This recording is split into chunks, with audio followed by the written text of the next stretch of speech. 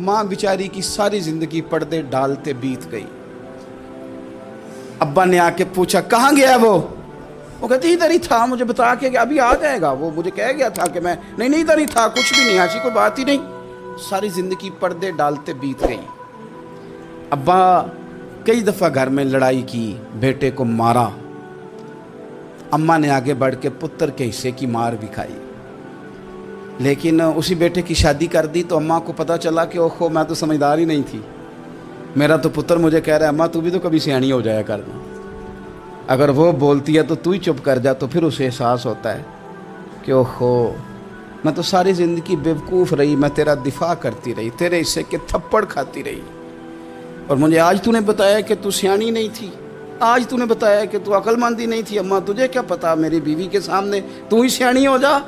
वो टूट जाती है, बिखर जाती है, वो कभी पलट के देखती है तो उसे बड़े सारे ज़ख्म ताज़े होके दिखाई देते हैं, वो यार मैं ही सियानी नहीं थी। सुनो ना, इमाम हसन रदी अल्लाह ताला अन्हु फरमाते हैं, इमाम हसन ने कोई लंबा वक्त नहीं अपनी वालदा के साथ गुजारा, छोटे थे तो सैयदा फातिमा ज़हरा रदी अल्लाह ताला अन्हा विसाल कर गईं।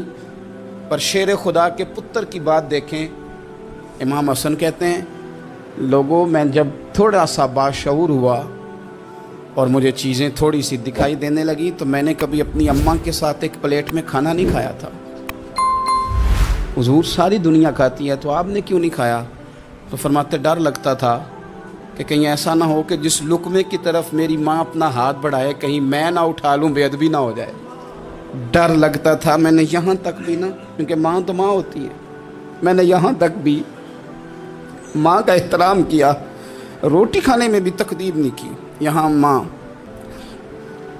वो कहती है पीर साहब उन्होंने दस्या जे ना कि मैं तुहानू आख्या सी, उन्हें गल्लां गल्लां च उन्होंने आख्या जे मेरे नाल बोले थे सही करे, उन्होंने दसियो ना मेरे नाल बिगड़ जाएगा, उन्होंने आख्या जे ना मैं तुहानू शिकायत लाई, पर ना उन्होंने गल्लां गल्लां च समझाया जे कि मेरे नाल उच्ची ना बोलिया करे, मैनू तकलीफ, उन्होंने आखियो ना। ओ यार क्या कायनात में हुजूर से बड़ा भी कोई है?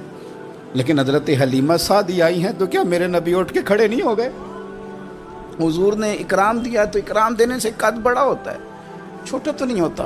खुदारा अपने बड़ों का इकराम करना सीखें।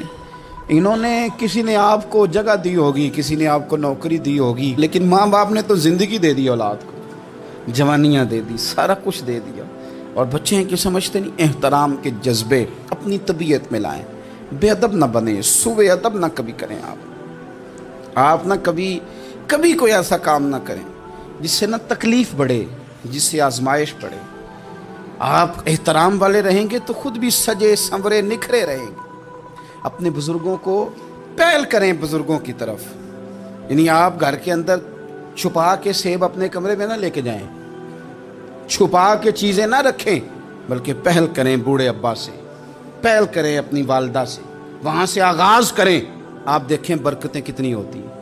मैं कुछ बातें मुझे लुत्फ़ देती हैं। मेरे कुछ संगी हैं, 3 भाई हैं, इकट्ठे मुझसे बैत हैं, मेरे साथ बड़ा प्यार का रिश्ता है।